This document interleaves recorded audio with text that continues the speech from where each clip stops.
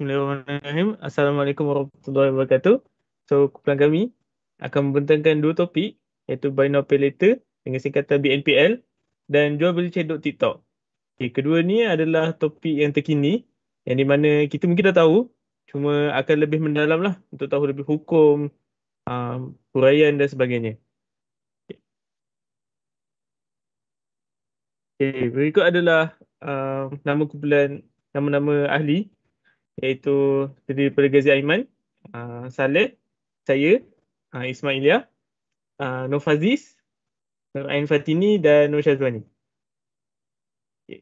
Kita mulakan dengan Buy Now Pay Later, okay, BNPL. Uh, saya tahu, kita semua tahu yang kebanyakan ni lah kita banyak menggunakan e-dagang ataupun platform-platform untuk membeli barangan atas talian ni menggunakan seperti menggunakan Shopee, Lazada dan sebagainya ataupun membeli di laman seseorang iaitu dengan pembayaran asuran. Dia meletakkan platform-platform seperti Split dan sebagainya untuk kita buat pinjaman. Okey. So dia ada dua komponen yang penting dalam BNPL ni iaitu perjanjian dan ansuran tersebut. Okey. So yang kita nak fokuskan adalah perjanjian lah. Apa terma dan syarat yang dikenakan daripada peniaga kepada pembeli. Okey. Kemudiannya, okey, kita akan tahu dahulu charge pemprosesan dan penalti yang diletakkan dalam perjanjian tersebut. Okay, adakah charge pemprosesan itu diletakkan dalam bentuk nilai peratus ataupun nilai yang ditetapkan RM10 ke RM20 ke sebagainya. Dan penalti itu pula, apakah bayaran tambahan ataupun denda yang dikenakan jika kita melanggar atau lewat dalam membuat pembayaran asuran kita. Okay. Kemudiannya, okay, untuk kita lebih tahu lebih dalam lah, mana kita kena tengok definisi setiap charge pemprosesan adalah bayaran tambahan bagi tujuan pemprosesan barangan tersebut, bukan keuntungan semata-mata dalam bentuk peratus daripada nilai barangan belian atau ditetapkan nilainya. Okay. Dan penalti ni pula terdenda iaitu bayaran tambahan yang perlu dibuat jika lewat membuat pembayaran mengikut masa tertentu. Okay. So jadi ni penalti ni macam kalau kita punya e-wallet tersebut tak mencukupi untuk bayar bayaran yang sepatutnya kita buat ataupun kita lewatlah membuat pembayaran tersebut, maka kita akan dikenakan penalti iaitu bayaran tambahan atau bergantunglah kepada platform tersebut. Okey. Ini adalah contoh-contoh platform BNPL, okay, Buy Now Pay Later, yang di mana ada yang mengenakan charge dan penalti seperti SPayLater daripada Shopee dan ada juga dia tak mengenakan charge pemprosesan tersebut tapi ada penalti dia seperti Atome, PayLater daripada Grab, Faith PayLater dan Hula. Okay. Dan ada juga yang tak ada charge pemprosesan tu dan juga tiada penalti tersebut. Maknanya ansuran kita tu tiada bayaran tambahan dan jika kita lewat membuat pembayaran tersebut pun tiada nilai tambahan untuk penalti. Okay. So kita tengok satulah contoh kan untuk lebih faham macam mana charge pemprosesan tu dan penalti yang dikenakan. Okay, sebagai satu contoh adalah Shopee. Shopee ni biasa kita gunakan untuk beli barangan atas talian. Okay. So awal-awal Shopee memperkenalkan SPayLater ini pada awal tahun 2021, dia mengenakan processing fee iaitu sebanyak 1.25% bagi setiap ansuran pinjaman kita dan ada juga mengenakan late payment fee. Okey, ini adalah yuran lewat bayaran lah. Maknanya 1.5%. So maksudnya kalau setiap kali kita lewat membuat pembayaran, maka hutang kita makin lama makin bertambah dalam 1.5% tersebut. Dan ini akan berakhir apabila kita selesai membuat pembayaran lah. So dia akan bertambah mengikut tempoh kita lewat. Okey. Jadi ini dikeluarkan oleh Mufti Wilayah Persekutuan bahawa berikut adalah kaedah yang tidak patuh syariah. Maka Shopee perlu membuat satu inisiatif untuk menjadi syariah compliant, iaitu yang patuh syariah punya, supaya pengguna Muslim pun boleh guna SPayLater ni untuk membuat pembelian secara ansuran.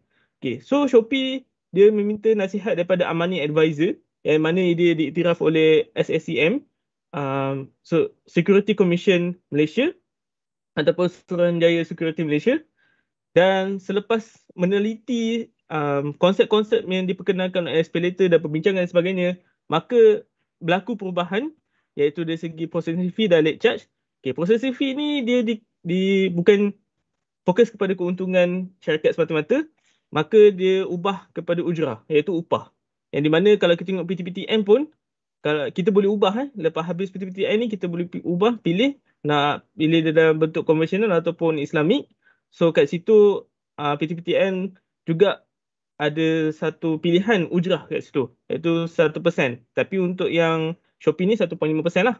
Okay. Untuk late charge dia ditukar kepada penalti iaitu dalam term Islamic banking adalah ramah. Okay, kat sini jika kita lewat membuat pembayaran tersebut, maka akan dibekukan akaun, dan untuk nyah bekukan balik adalah dengan kita bayar semula outstanding amount, iaitu amount yang kita tak sempat nak bayar tu, dan RM10 untuk penalti tersebut. Okay. So, apa permasalahan fatwa ada dekat sini kan? Mungkin kita dah boleh nampak dah sebenarnya. Tapi saya akan simpulkan balik. Iaitu kalau kita tengok awal-awal yang Shopee letakkan dia punya terms and condition tu dalam perjanjian tersebut. So, kalau dia tak ada charge lebihan, charge processing fee pun tak letak ataupun penalti pun tiada bayaran tambahan macam split buat tadi, maka dia tak ada masalah. Maksudnya kita boleh beli buat bayaran ansuran tu dengan haruslah. Okey. Kemudian ni kalau ada charge processing fee tu, maknanya bayaran lebih dari pecahan harga pokok. So kalau 100 tu, kita pecah 5 bulan, so RM20 kan. So kalau lebih, macam mungkin ada 10%, mungkin 110 ringgit tu setiap bulan bayar RM30 itu kan. So ada wujud unsur riba kat sini. Melainkan charge tersebut adalah tanpa manfaat dan keuntungan. Okey. Kemudiannya untuk bahagian penalti pula, bayaran tertangguh. Maknanya kita tak sempat nak bayar ataupun tak cukup amount nak bayar bilangan, maka dikenakan bayaran tambahan. Kat sini pun ada wujud unsur riba. Sebab makin lama makin bertambah, macam kita pinjam along kan. Makin lama makin bertambah dia punya persen tu, sampai kita pun dah tak boleh nak tanggung. So kat sini wujud unsur riba lah. So melainkan charge tambahan dia dikenakan tu ataupun nilai dia adalah untuk menanggung kos kerugian. Okey. Kemudian saya serahkan kepada sahabat saya, Khaleh. Seterusnya saya akan menceritakan huraian mazhab fiqh berkaitan dengan riba kerana perkara banyak Filipin yang ada terkaitnya dengan riba, dan pada ketika zaman ini Bainal itu masih tiada kaedahnya, tetapi terkaitnya dengan riba itu masih ada. So saya akan menceritakan mengikut kepada mazhab Hanafi. Al-Jassas, seorang ulama mazhab Hanafi, ketika menafsirkan ayat riba dalam surah Al-Baqarah, mengatakan bahawa perkataan riba ini mengikut pengertian syaraknya mempunyai banyak makna, tidak sebagaimana yang dipahami dari segi pengertian bahasa dia. Kesimpulan ini dibuat memandangkan masyarakat Arab ketika itu tidak mengenali urus niaga jual beli emas dengan emas atau perak dengan perak itu sebagai riba. Perkara ini telah diamalkan oleh masyarakat Arab ketika itu, di mana pembelian mereka melakukan pembelian dengan menggunakan emas dan juga perak. Ulama mazhab Hanafi lebih cenderung kepada pendapat yang mengatakan perkataan riba ini adalah mujmal dan mengungkapkan hadis sebagai penjelas kepada mujmal tersebut. Hadis itu adalah diriwayatkan daripada Umar yang berkata, Rasulullah telah meninggalkan kami, tetapi kami tidak bertanyakan baginda tentang riba. Bahkan Al-Safasi, mazhab Hanafi juga, menguatkan lagi kecenderungan ini apabila beliau mendefinisikan riba, perkataan riba, sebagai lebihan daripada pertukaran yang tidak setimpal yang diisyaratkan kepada urus niaga jual beli. Jadi perkara ini implikasi definisi ini telah menyempitkan ruang lingkup riba kepada urus niaga jual beli sahaja. Atau sekurang-kurangnya ia menunjukkan bahawa riba jual beli ini merupakan punca kepada muamalah riba. Seterusnya, mengikut mazhab Maliki, menyatakan bahawa perkataan riba ni ialah bersifat umum, iaitu berasaskan kepada alif lam, dan perkataan itu menunjukkan kepada jenis iaitu meliputi setiap jenis riba yang diharamkan syarak. Maksudnya bukan secara mujmal lah, tetapi secara umum. Uh, ia menunjukkan kepada jenis iaitu meliputi setiap jenis riba yang diharamkan syarak.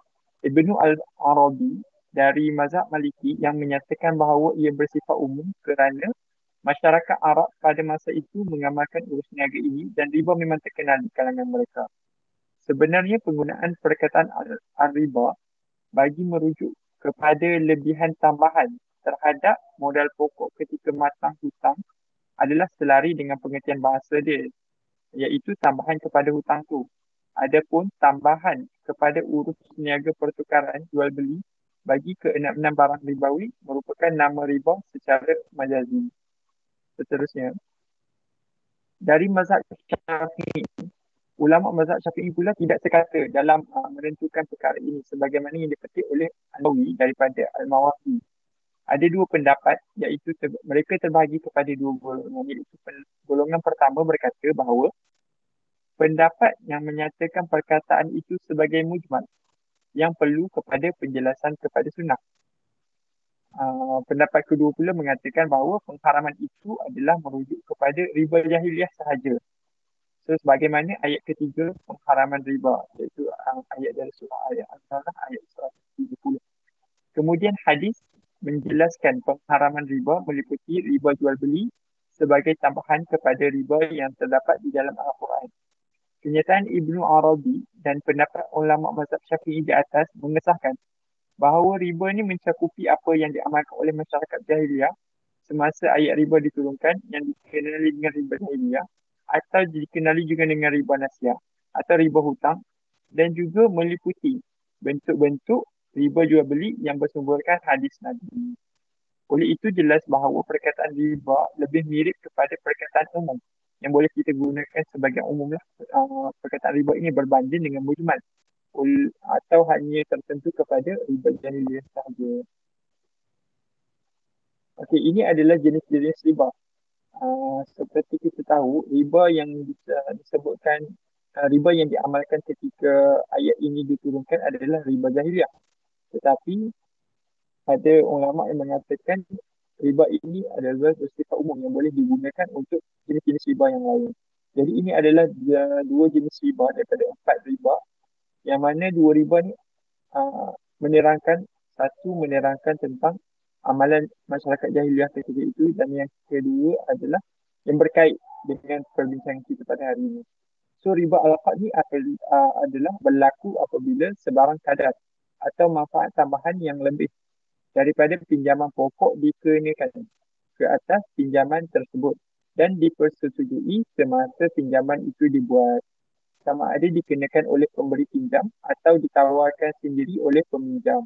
Dalam arti kata lain, riba al-qad melibatkan sebarang pinjaman yang perlu dibayar melebihi pinjaman pokok. Riba jenis ini adalah yang paling popular dan banyak berlaku di dalam masyarakat sekarang ini, seperti buy now pay later ni lah, yang mana perjanjian berlaku antara pengutang dengan pemberi hutang. Kemudian bagi riba yang kedua, riba jahiliyah. Riba jahiliyah ni berlaku pada zaman ayat ini, zaman jahiliyah dahulu lah, di mana apabila sebarang manfaat atau kadar tambahan melebihi pinjaman asal dikenakan apabila bayaran pinjaman dilakukan melebihi tempoh yang ditetapkan, sama ada disebabkan kelewatan atau penangguhan. Boleh juga dikatakan riba jahiliyah adalah sebarang denda atau penalti yang dikenakan apabila peminjam lambat atau menangguhkan membayar pinjaman seperti mana tempoh yang ditetapkan. Contohnya, meminjam duit tapi nak bayar bulan depan.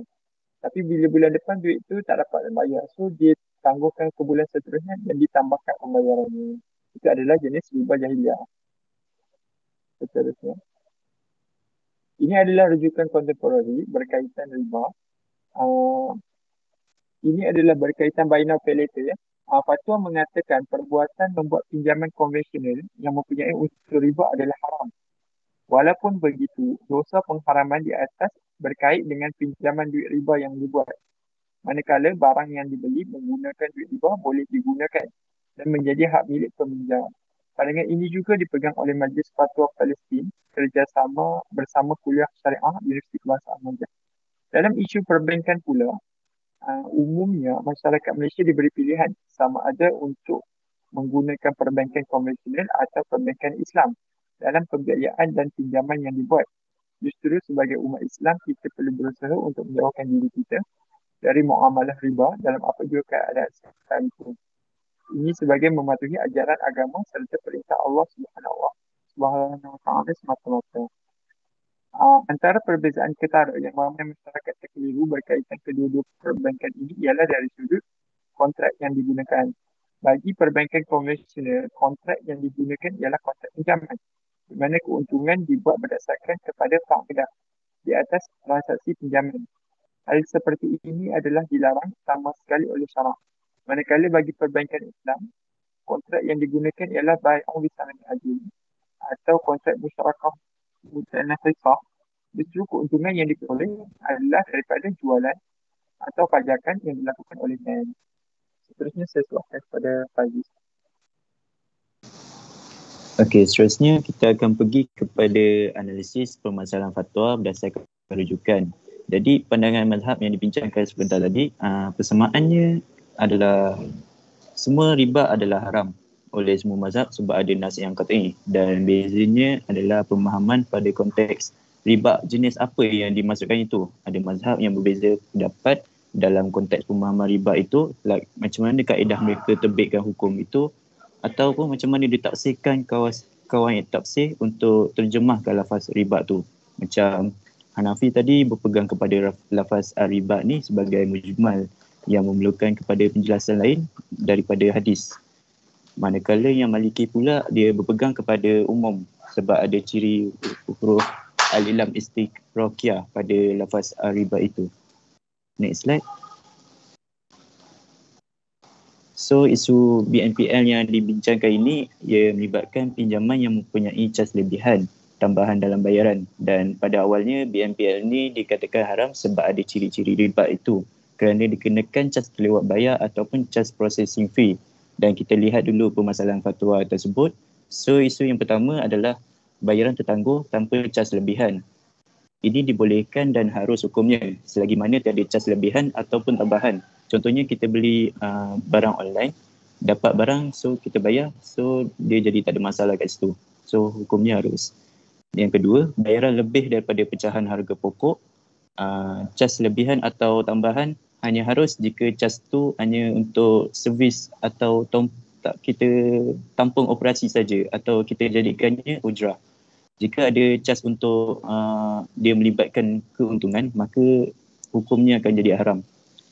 Pihak syarikat tu mestilah detailkan penjelasan kepada pengguna cas lebihan tu untuk tanggung kos apa, dan kalau betul-betul jelas memang sepenuhnya untuk tanggung operasi seperti bayar pekerja, nak uruskan sistem, bayar apps developer, dan bukan untuk masuk dalam profit dalam company tersebut, even dalam 1 sen sekalipun, dan barulah jadi dia harus.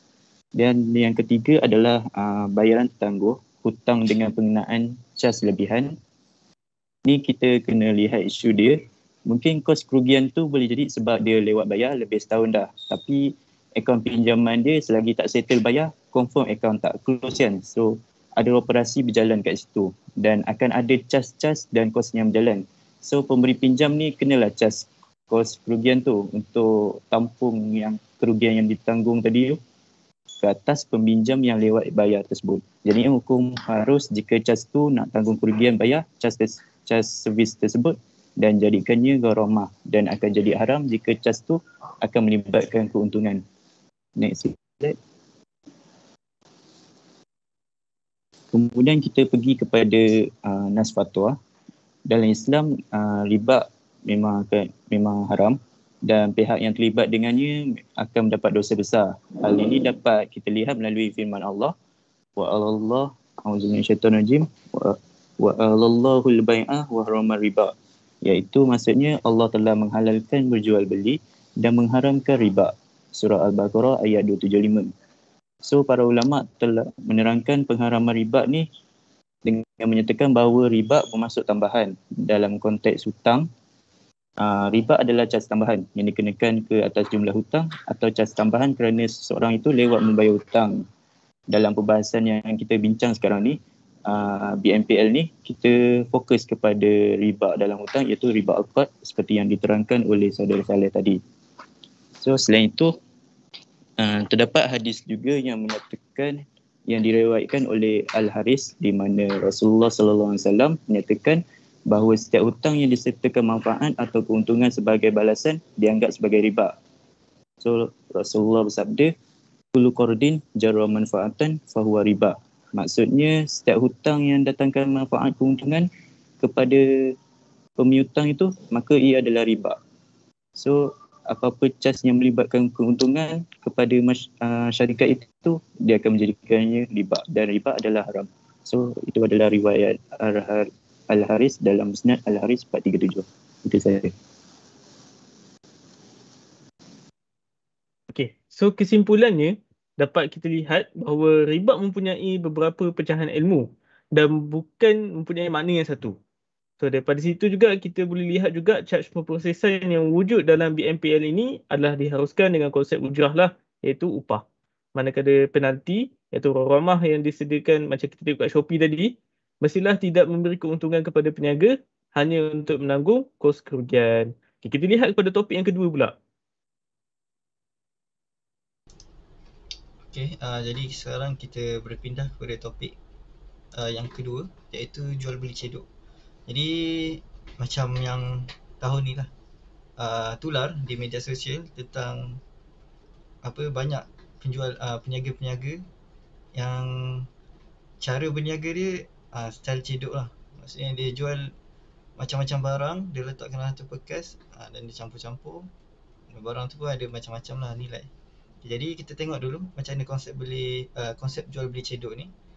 Jadi yang seperti yang viral, dia peniaga melakukan jual beli ni melalui TikTok live.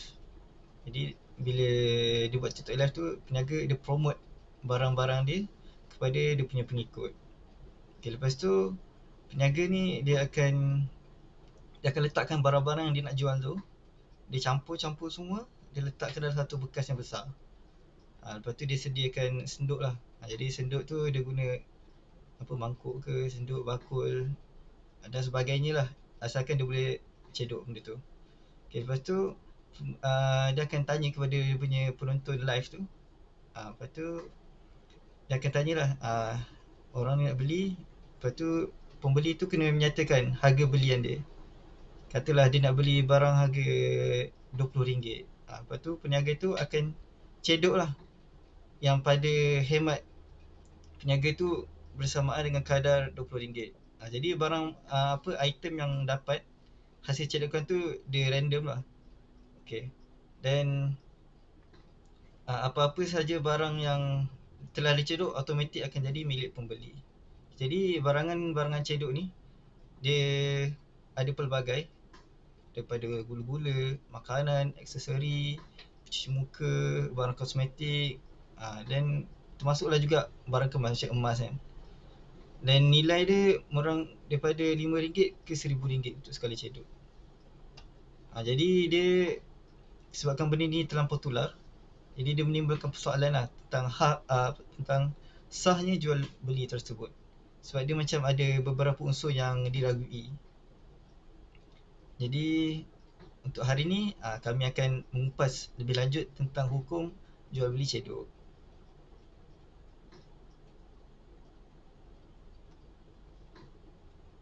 Okay, jadi kita akan lihat kepada permasalahan fatwa untuk jual beli cedok ni. Jadi pada dasar dia, segala bentuk jual beli ni hukum dia adalah harus. Selagi mana jual beli tu dia mengikut 3 rukun utama yang telah digariskan dalam Islam. Yang pertama, mesti adanya pihak yang berakad. Maksudnya kena ada penjual dan juga pembeli. Yang kedua, mesti adanya lafaz akad, iaitu lafaz ijab dan juga qabul. Dan juga yang ketiga, mesti adanya objek yang diakadkan, iaitu kena ada barangan dan juga harga. Tapi bagi jual beli cedok ni, dia terkandungnya beberapa unsur yang ditegah oleh syarak yang merubah hukum harus jual beli tadi menjadi makruh ataupun haram. Okay, jadi unsur yang pertama iaitu unsur gharar, ketidakpastian. Jadi yang ketidakpastian ni dia wujud apabila kadar, nilai dan juga jenis barangan yang diterima oleh pembeli tu dia berlakunya ketidakpastian dekat situ. Kiranya pembeli dia tak pasti dapat barang jenis yang apa, sebab dalam kalau kita tengok kalau kita tengok tadi gambar yang kat atas, dia dalam satu bekas yang besar tu dah dicampur macam-macam barang kan. Jadi bila dicedok, pembeli tak pasti barang apa yang dia akan dapat. Okay. Yang kedua iaitu unsur maisir, unsur perjudian. Kat sini berlakunya perjudian sebab akan ada satu pihak yang untung dan satu lagi pihak yang rugi. Jadi contoh tadi kan, kalau contoh pembeli tu bayar RM20. Lepas tu bila penjual tu cedok, kemungkinan nilai barang yang dicedok tu tak sampai RM20 pun. Jadi kat sini pembeli telah rugi, tapi penjual pula dia akan dapat untung. Jadi kat sini berlakunya unsur perjudian. Dan yang ketiga iaitu unsur untuk menafikan hak khiyar pembeli, menafikan hak pembeli untuk memilih barangan tu. Kira pada dasarnya pembeli ni dia bebas untuk pilih barang apa yang nak beli. Tapi dalam jual beli cedok ni, pembeli ni dia tak ada hak untuk memilih satu barangan tu pun. Sebab macam kita tengok tadi kan, barang tu dia dah bercampur dalam satu bekas tu kan. Jadi ada barang yang saiz besar, ada yang barang saiz kecil, ada juga yang harga dia mahal, ada juga yang harga dia murah kan. Dan pembeli pula dia kena bayar dulu sekian-sekian harga, lepas tu baru penjual tu akan cedok barang tu. Dan bila penjual tu dah cedok barang tu, pembeli terpaksa terima semua barang yang dah dicedok tu. Dia tak boleh nak pilih. Contoh dia macam dia nak setengah barang tu kan. Tapi bila yang penjual tu cedok tu, dia tak dapat barang tu. Jadi pembeli dia tak ada hak kat situ untuk kata tidak pada barang tu. Dia terpaksa ambil sahaja barang yang telah dicedok oleh penjual. Okay, seterusnya kita akan lihat kepada huraian daripada rujukan-rujukan daripada mazhab dan juga contemporary. Okay, bagi unsur yang pertama iaitu unsur gharar, ketidakpastian ni, dan mazhab fiqh, mazhab Hanafi, dia mengatakan bahawa gharar ni adalah sesuatu yang tersembunyi akibatnya. Okay, bagi mazhab Maliki, gharar ni merupakan sesuatu yang tidak diketahui apakah ia akan diperoleh ataupun tidak. Dan bagi mazhab Syafi'i, gharar ni adalah satu yang urusannya tidak diketahui dan tersembunyi akibatnya. Dan Ibnu Hazm juga ada tambah juga yang beliau mengatakan bahawa gharar ini ketika pembeli tidak tahu apa yang dibeli ataupun penjual tu dia tidak tahu apa yang dia jual. Dan kalau daripada rujukan contemporary, Dr. Yusuf Al-Qardawi, beliau mengatakan bahawa gharar ni merupakan jual beli barangan yang tidak diketahui dan tidak ditentukan dengan jelas sesuatu barang dagangan tersebut.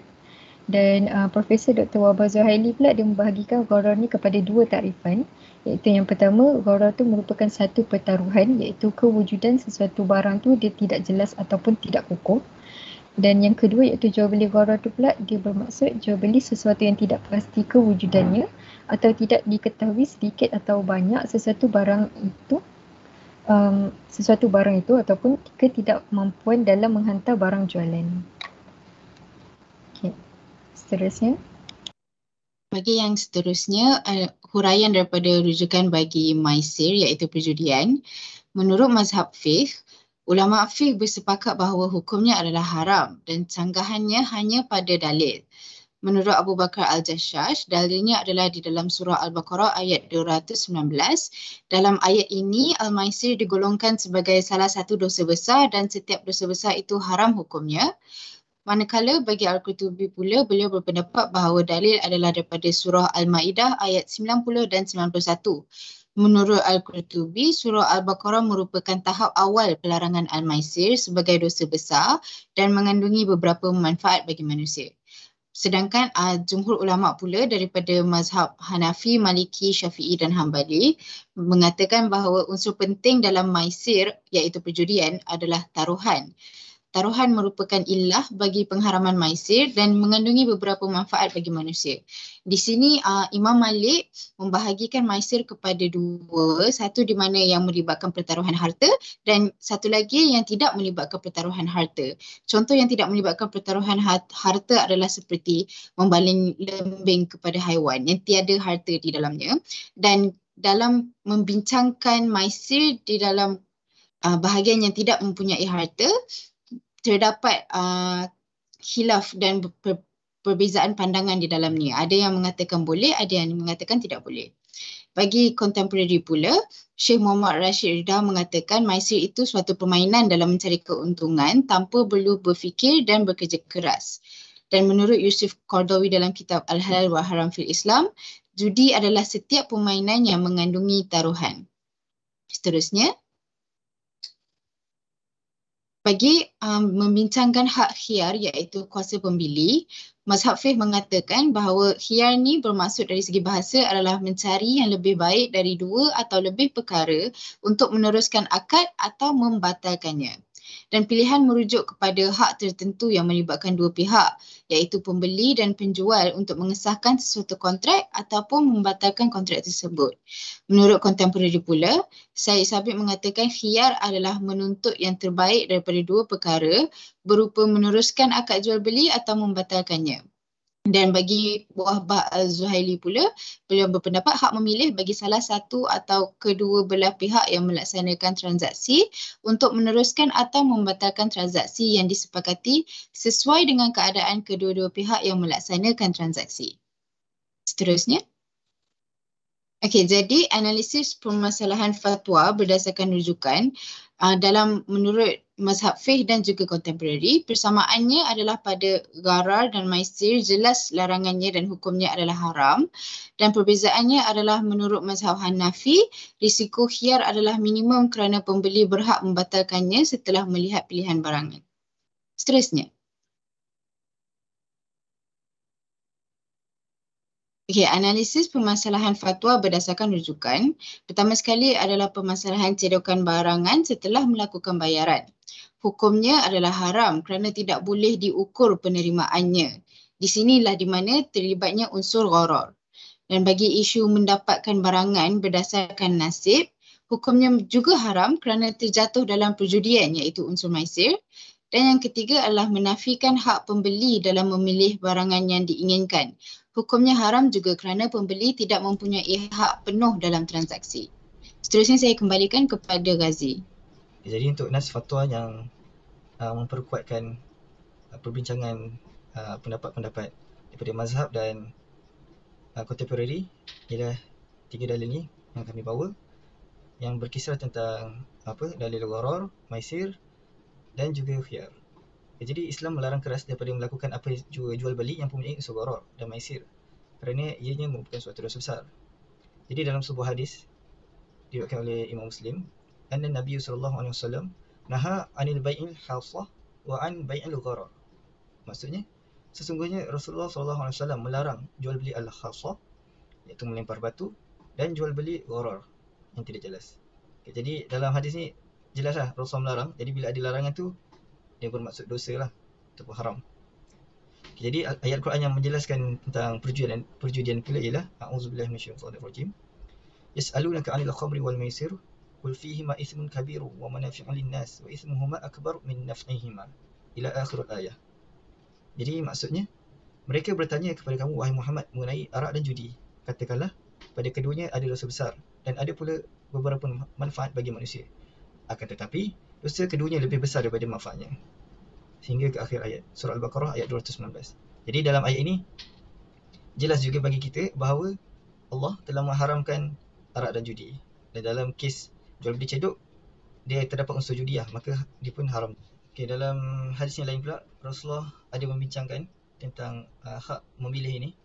Dalam suatu hadis yang berkisar tentang larangan jual beli secara sentuh menyentuh dan campak mencampak.